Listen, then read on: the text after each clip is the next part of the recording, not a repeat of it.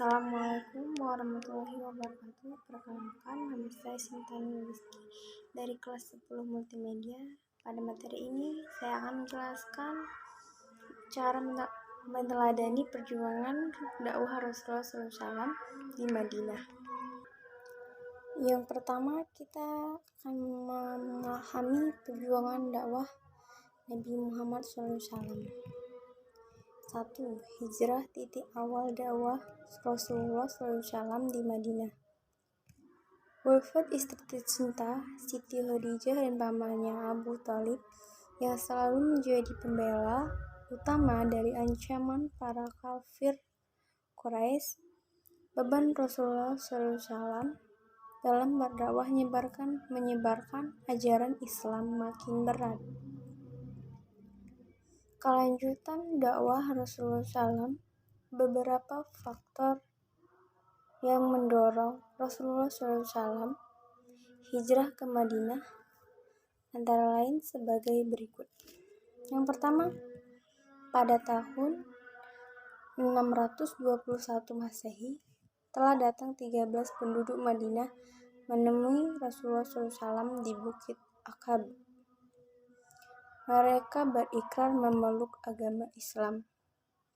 Yang kedua, pada tahun berikutnya, 622 Masehi, datang lagi sebanyak 73 orang dari Madinah ke Mekah yang terdiri atas suku Aus dan Khazraj yang pada awalnya mereka datang untuk melakukan ibadah haji. Tetapi kemudian menjumpai Rasulullah SAW dan mengajak beliau agar hijrah ke Madinah. Mereka berjanji akan membela dan mempertahankan Rasulullah SAW dan pengikutnya, serta melindungi keluarganya seperti mereka melindungi anak dan istri mereka.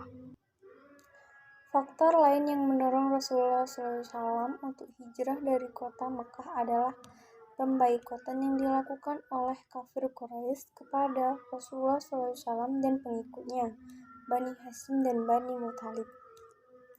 Pembaikotan yang dilakukan oleh para kafir Quraisy mencakup hal-hal berikut.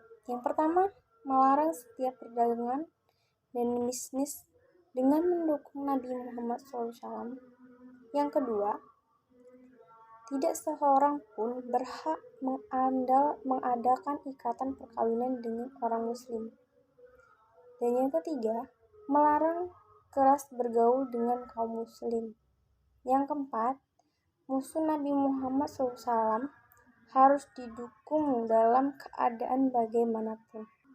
Kan tersebut tertulis di atas kertas sahifah atau plakat yang digantungkan di dinding Ka'bah dan tidak akan dicabut sebelum Nabi Muhammad SAW menghentikan dakwahnya. Teks perjanjian tersebut disahkan oleh semua pemuka Quraisy dan diberlakukan dengan sangat ketat. Blokade tersebut berlangsung selama 3 tahun dan sangat dirasakan dampaknya oleh kaum muslimin. Kaum muslimin merasakan derita dan kepedihan atas blokade ekonomi tersebut. Namun, semua itu tidak menyurutkan kaum muslimin untuk tetap bertahan dan membela Rasulullah. Setelah melalui pemikiran yang mendalam disertai perintah langsung dari Allah Subhanahu wa Ta'ala untuk berhijrah ke Madinah, disusunlah rencana Rasulullah SAW dan seluruh kaum muslimin untuk hijrah ke Madinah. Peristiwa hijrah Rasulullah SAW dari Mekah ke Madinah dilakukan dengan perencanaan yang sangat matang. Kaum muslimin diperintahkan terlebih dahulu untuk menuju Madinah tanpa membawa harta benda yang selama ini menjadi milik mereka. Sementara Rasulullah SAW dan beberapa sahabat merupakan orang terakhir yang hijrah ke Madinah. Hal itu dilakukan mengingat begitu sulitnya beliau keluar dari pantauan kaum kafir Quraisy. Selanjutnya, substansi dakwah Nabi Muhammad SAW di Mekah. Di Madinah. 1. Membina persaudaraan antara kaum Ansor dan kaum Muhajirin. Kehadiran Rasulullah SAW dan kaum Muhajirin atau sebutan bagi pengikut Rasulullah SAW yang hijrah dari Mekah ke Madinah mendapat sambutan hangat dari penduduk Madinah kaum Ansar. Mereka memperlakukan Nabi Muhammad SAW dan para muhajirin seperti saudara mereka sendiri. Mereka menyambut Rasulullah SAW dengan kaum muhajirin dengan penuh rasa hormat selayaknya seorang tuan rumah menyambut tamunya. Bahkan mereka mengumandangkan syair yang begitu menyentuh kalbu. Bunyi syair yang mereka kumandangkan adalah sebagai berikut. Telah muncul bulan purnama dari saniyatil wada'i. Kami wajib bersyukur selama yang menyeru kepada Tuhan, wahai yang diutus kepada kami. Engkau telah membawa sesuatu yang harus kami taati. Sejak itulah kota Yastrib diganti namanya oleh Rasulullah SAW dengan sebutan Madinatul Munawwaroh. Strategi Nabi mempersaudarakan kaum muhajirin dan ansor untuk mengikat setiap pengikut Islam yang terdiri atas berbagai macam suku dan kabilah ke dalam suatu ikatan masyarakat yang kuat, senasib, seperjuangan, dan semangat persaudaraan Islam. Rasulullah SAW mempersaudarakan Abu Bakar dengan Harijah ibnu Zuhair Ja'far, Abi Thalib dengan Mu'az bin Jabal, Umar bin Khattab dengan Ibnu bin Malik, dan Ali bin Abi Thalib dipilih menjadi saudara beliau sendiri. Selanjutnya, setiap kaum muhajirin dipersaudarakan dengan kaum ansor, dan persaudaraan itu dianggap seperti saudara kandung sendiri. Kaum muhajirin dalam penghidupan ada yang mencari nafkah dengan berdagang, dan ada pula yang bertani mengerjakan lahan milik kaum Ansor. Setelah kaum muhajirin menetap di Madinah, Nabi Muhammad SAW mulai mengatur strategi untuk membantu masyarakat Islam yang terbebas dari ancaman dan tekanan atau intimidasi. Pertalian hubungan kekeluargaan antara penduduk Madinah, kaum Ansor, dan kaum muhajirin dipererat dengan mengadakan perjanjian untuk saling membantu antara kaum muslimin dan non-muslimin. Nabi Muhammad SAW juga mulai menyusun strategi ekonomi, sosial, serta dasar-dasar pemerintahan Islam. Kaum muhajirin adalah kaum yang sabar, meskipun banyak rintangan dan hambatan dalam kehidupan yang menyebabkan kesulitan ekonomi, dan mereka selalu sabar dan tabah dalam menghadapinya, tidak dengan berputus asa. Nabi Muhammad SAW dalam menciptakan suasana agar nyaman dan tentram di kota Madinah, dibuatlah perjanjian dengan kaum Yahudi. Dalam perjanjiannya ditetapkan dan diakui hak kemerdekaan tiap-tiap golongan untuk memeluk dan menjalankan agamanya. Isi perjanjian yang dibuat Nabi Muhammad SAW dengan kaum Yahudi sebagai berikut. 1. Kaum Yahudi hidup damai bersama-sama dengan kaum muslimin. 2. Kedua belah pihak bebas memeluk dan menjalankan agamanya masing-masing. 3. Kaum muslimin dan kaum Yahudi wajib tolong-menolong dalam melawan siapa saja yang memerangi mereka. Dan keempat, orang-orang Yahudi memikul tanggung jawab belanja mereka sendiri, dan sebaliknya kaum muslimin juga memikul belanja mereka sendiri. Kelima, kaum Yahudi dan kaum muslimin wajib saling menasehati dan tolong-menolong dalam mengerjakan kebajikan dan keutamaan.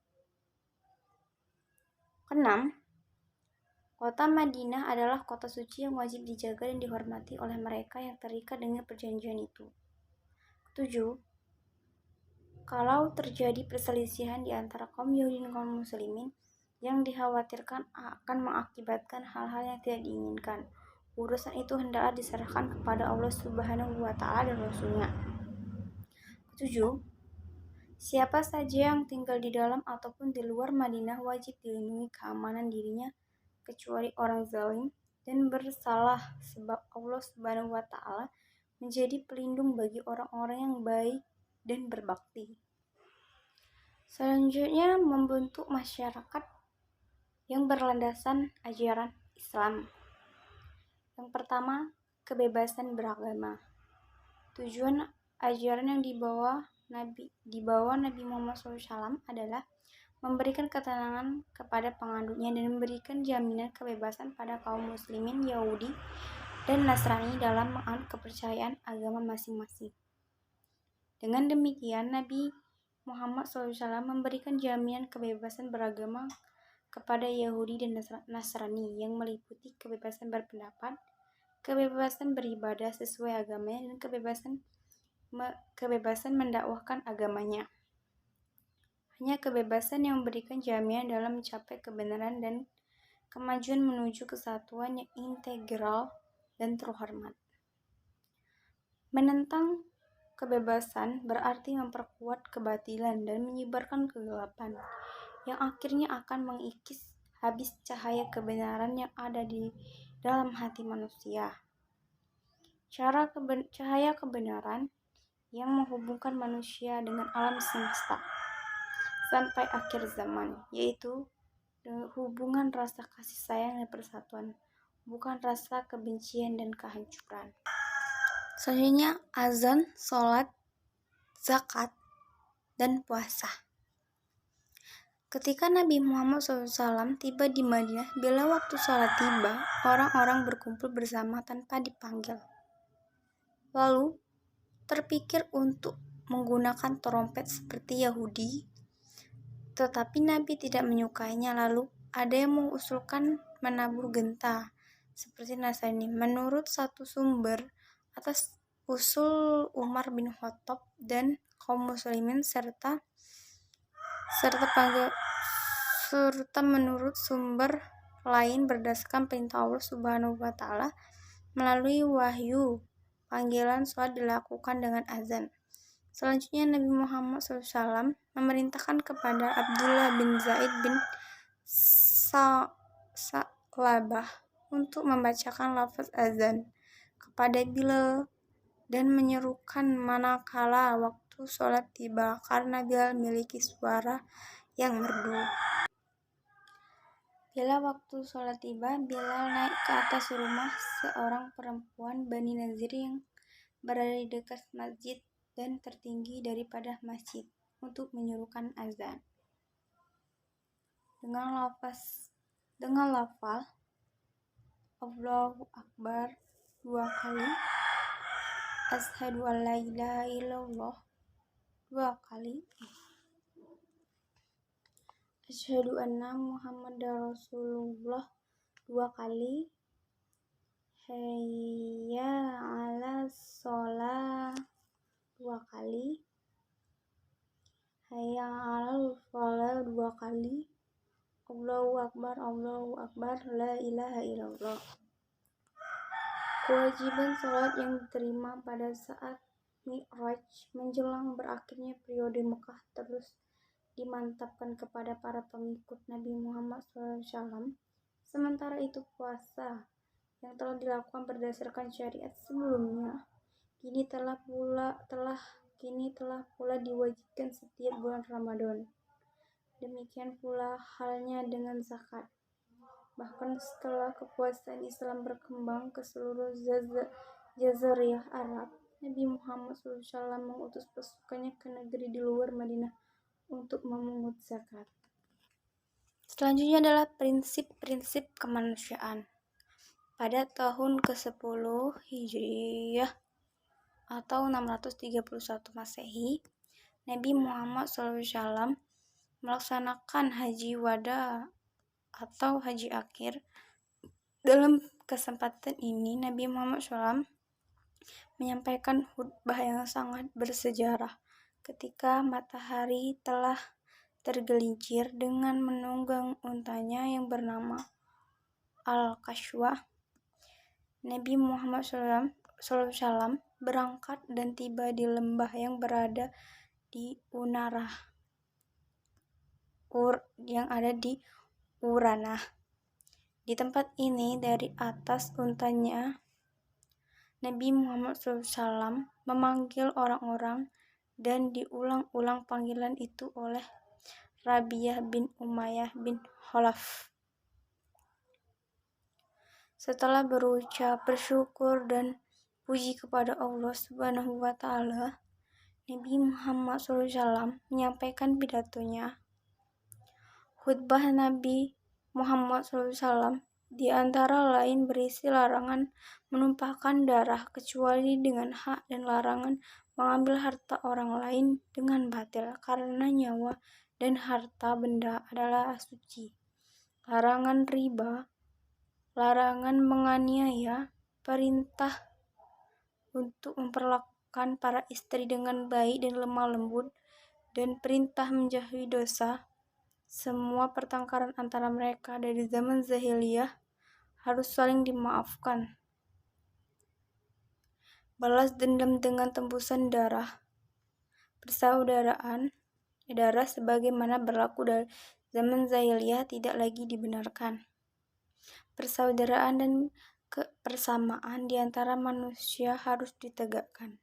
Hamba sahaya harus diperlakukan dengan baik. Mereka makan seperti apa yang dimakan tuannya, dan pakaian seperti apa yang dipakai tuannya. Yang terpenting adalah umat Islam harus selalu berpegang kepada Al-Quran dan Sunnah. Badri Yatim dalam bukunya Sejarah Peradaban Islam Dirasah Ilmiah 2 menyimpulkan isi khutbah Nabi tersebut dengan menyatakan bahwa khutbah Nabi Muhammad SAW berisi prinsip kemanusiaan, kesamaan, keadilan sosial, keadilan ekonomi, kebajikan, dan solidaritas. Selanjutnya, mengajarkan pendidikan politik, ekonomi, dan sosial. Dalam bukunya 100 tokoh paling terpengaruh di dunia sepanjang sejarah, Michael Haji Hert yang menempatkan Rasulullah SAW, Nabi Muhammad SAW, pada urutan pertama menyatakan bahwa beliau adalah satu-satunya orang dalam sejarah yang sangat berhasil, baik dalam keagamaan maupun keduniaan. Dalam urusan politik, Rasulullah SAW menjadi pemimpin politik yang amat efektif, sehingga saat ini 14 abad pasca wafatnya, pengaruhnya sangat kuat dan merasuk. Selanjutnya, strategi dakwah Nabi Muhammad SAW di Madinah. Satu, meletakkan dasar-dasar kehidupan masyarakat. Sampai di Madinah, Nabi Muhammad SAW segera meletakkan dasar-dasar kehidupan bermasyarakat. Dasar-dasar kehidupan bermasyarakat yang dibangun Nabi Muhammad adalah sebagai berikut. Yang pertama, membangun masjid. Masjid dibangun Nabi Muhammad SAW tidak saja dijadikan sebagai pusat kehidupan beragama atau beribadah, tetapi juga sebagai tempat bermusyawarah, tempat mempersatukan kaum muslimin agar memiliki jiwa yang kuat yang berfungsi sebagai pusat pemerintahan. Yang kedua, membangun ukhuwah Islamiyah. Dalam hal ini, Nabi Muhammad SAW mempersaudarakan kaum Ansar dan dengan kaum Muhajirin. Dia mempertemukan dan mengikat kaum Ansar dan Muhajirin dalam suatu hubungan keluargaan dan kekerabatan. Dengan demikian, Nabi Muhammad SAW telah membangun sebuah ikatan persaudaraan. Tidak saja semata-mata dikarenakan hubungan darah, tetapi oleh ikatan agama. Dikarenakan hubungan darah, tetapi oleh ikatan agama atau ideologi. Dan yang ketiga, menjalin persahabatan dengan pihak-pihak lain yang non-muslim. Untuk menjaga stabilitas di Madinah, Nabi Muhammad SAW menjalin persahabatan dengan orang-orang Yahudi dan Arab yang masih menganut agama nenek moyangnya. Sebuah piagam pun dibuat yang kemudian dikenal dengan Piagam Madinah. Dalam piagam itu ditegaskan persamaan hak dan menjamin kebebasan beragama bagi orang-orang Yahudi. Setiap orang dijamin keamanannya dan diberikan kebebasan dalam hak-hak politik dan keagamaan. Setiap orang wajib menjaga keamanan Madinah dari serangan luar. Dalam piagam itu dicantumkan pula bahwa Nabi Muhammad SAW menjadi kepala pemerintahan dan karena itu otoritas mutlak diserahkan kepada beliau. Terbentuknya negara Madinah membuat Islam makin kuat. Pada sisi lain, timbul kekhawatiran dan kecemasan yang amat tinggi di kalangan Quraisy dan musuh-musuh Islam lainnya. Kenyataan ini mendorong orang Quraisy dan yang lainnya melakukan berbagai macam bentuk ancaman gangguan. Untuk itu Nabi Muhammad SAW mengatur siasat dan membentuk pasukan perang serta mengadakan perjanjian dengan berbagai kabilah yang ada di sekitar Madinah. Upaya kaum muslimin mempertahankan Madinah melahirkan banyak peperangan. Berikut ada beberapa peperangan. 1. Perang Badar. Perang Badar ini terjadi pada tanggal 8 Ramadan tahun kedua Hijriah. Yang kedua yaitu Perang Uhud. Perang Uhud ini terjadi pada tahun ketiga Hijriah. Dan ada lagi Perang Ahzab atau Khandaq yang terjadi pada tahun tidak tertulis. Perang ini terjadi karena Bani Nadir yang menetap di Khaybar berkomplot dengan musyrikin Quraisy untuk menyerang Madinah. Selanjutnya Perang Hunain. Perang Hunain ini meskipun telah ditaklukkan, tidak semua suku Arab bersedia tunduk kepada Nabi Muhammad. Ada 2 suku yang masih melakukan perlawanan terhadap Nabi Muhammad, yaitu Bani Taif di Taif dan Bani Hawazin di antara Mekah dan Taif. Kedua suku ini berkomplot melawan Nabi Muhammad dengan alasan menuntut balas atas berhala-berhala mereka yang ada di Ka'bah yang dihancurkan oleh tentara Islam ketika penaklukan Mekah. Selanjutnya yaitu Perang Tabuk. Perang Tabuk merupakan perang terakhir yang diikuti oleh Nabi Muhammad SAW. Perang yang terjadi karena kecemburuan Perang Tabuk. Perang Tabuk merupakan perang yang terakhir diikuti oleh Rasulullah SAW. Perang yang terjadi karena kecemburuan dan kekhawatiran Heraklius atas keberhasilan Nabi Muhammad SAW menguasai seluruh Jaziriyah. Dan yang terakhir surat Nabi Muhammad kepada para raja. Dan yang terakhir lagi penaklukan Mekah. Dan sampai jumpa, akan dilanjutkan urainya di video berikutnya.